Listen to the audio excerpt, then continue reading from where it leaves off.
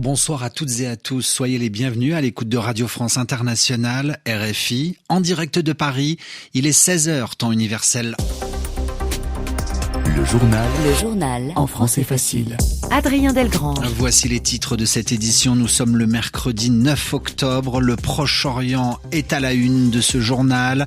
Les affrontements entre l'armée israélienne et le Hezbollah libanais se poursuivent. Nous verrons cela avec Heike Schmidt. Avec une nouveauté à l'heure actuelle.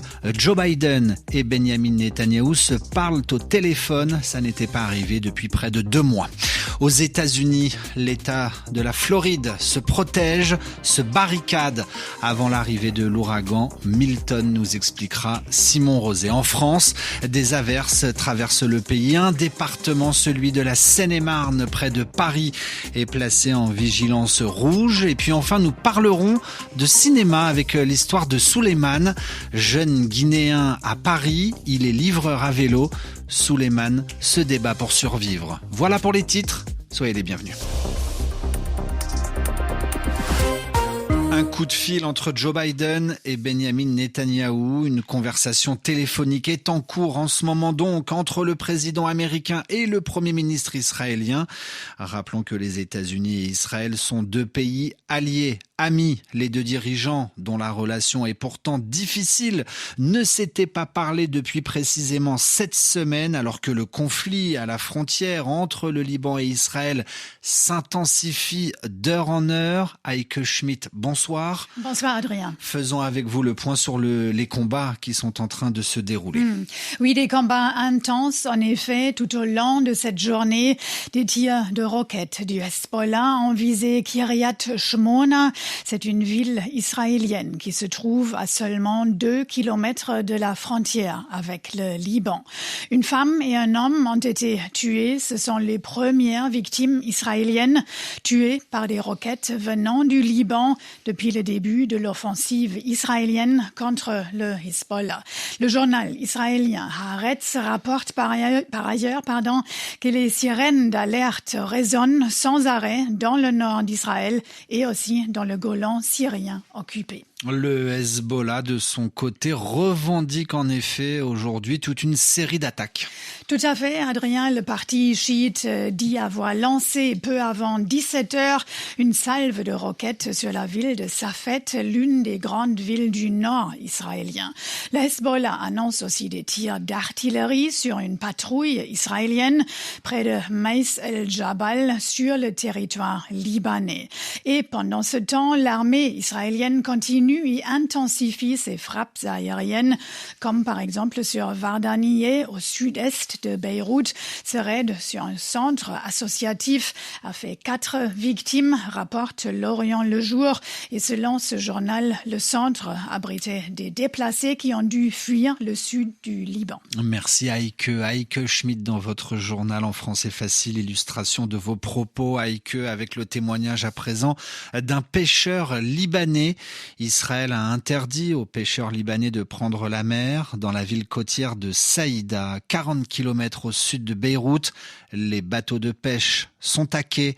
Dib est représentant du principal syndicat du port de Saïda. Tout le monde a eu peur et a paniqué en se disant « ils vont bombarder le port et nos bateaux ». Il y a des pêcheurs qui étaient en mer quand on a appris la nouvelle. Ils ont appelé pour qu'on vienne les chercher. Certains pêcheurs ont laissé leurs filets, mais les autorités leur interdisent d'aller les chercher.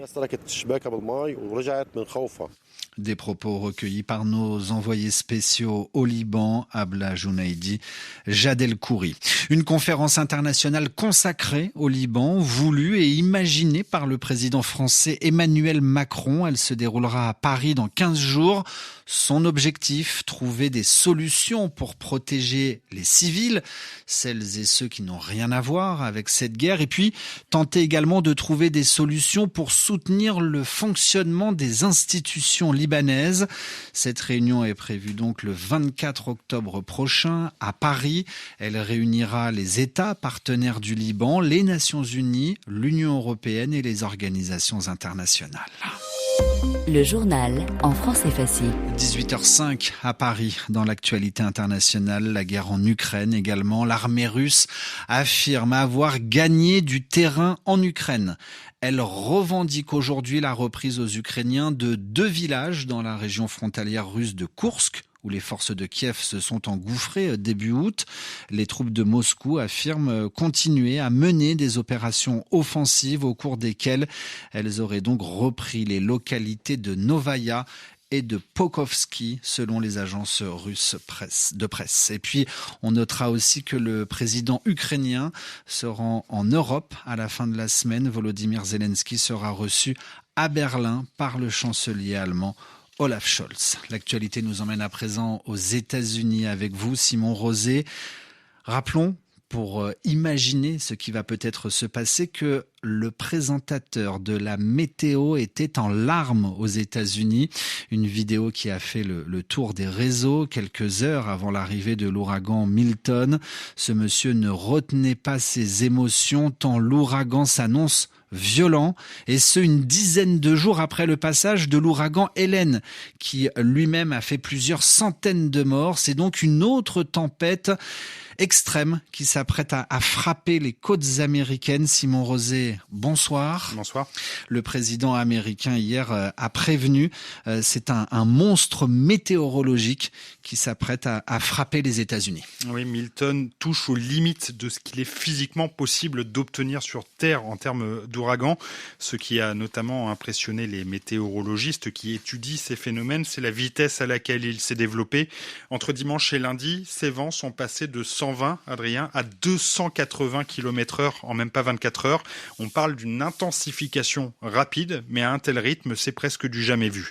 En cause notamment la température toujours très élevée des eaux du golfe du Mexique. C'est de l'énergie, c'est de l'humidité, du carburant pour cet ouragan. Autre caractéristique qui impressionne chez Milton, même si là c'est un peu plus technique, c'est sa pression atmosphérique. Elle est très basse. On parle d'une dépression. Et si les vents peuvent faiblir au moment où l'ouragan va toucher la côte, tout en restant évidemment destructeur, c'est cette basse pression qui fait peser le risque de submersion sur les côtes de Floride. La pression de l'air est moins élevée. La mer a en effet tendance à gonfler dans ces conditions. Les prévisions pour Milton sont ahurissantes. On évoque généralement 1 mètre de hauteur de submersion et localement, elle pourrait atteindre jusqu'à 3 mètres. Simon Rosé, dans votre journal en français facile, en Europe, dans une moindre mesure, une autre tempête traverse la France d'ouest en est, la tempête Kirk, avec un département situé tout proche de Paris, le département de la Seine-et-Marne, qui a été placé il y a quelques instants en vigilance rouge pour des inondations prévues dans la soirée. On referme ce journal en parlant de cinéma avec l'histoire de Souleymane. C'est un film qui a été récompensé au dernier festival de Cannes. L'acteur principal de ce long métrage, Abou Sangaré, a reçu le prix du meilleur acteur. L'histoire de Souleymane raconte la vie, ou plutôt la survie, d'un jeune livreur à vélo dans les rues de Paris. Elisabeth Lequéré. Sans papier, Souleymane livre des repas à vélo. Le jeune migrant vit dans l'espoir que sa demande d'asile sera retenue. Et pour mettre les chances de son côté, il s'est inventé tout un parcours de réfugié politique. Boris Lochkin. C'est des gens qui sont dans une situation absolument précaire et s'ils ont des papiers, tout d'un coup, leur vie change. Tout d'un coup, ils peuvent imaginer de chercher un vrai travail. En gros, commencer à vivre une vraie vie, alors que tant qu'ils n'ont pas de papiers, ils sont comme en prison. Devant la caméra de Boris Lochkin, un jeune acteur non professionnel, Abou Sangaré, dont l'histoire résonne avec celle de Souleymane. Je suis arrivé en France en 16 ans. Quand j'ai eu ma majorité, j'ai demandé un titre de séjour. Ça a été rejeté. Et je sais ce que ça fait d'attendre ces papiers ici. À ce niveau-là, je me mets dans sa peau. La première demande de régularisation d'Abou Sangaré a été refusée. La deuxième aussi.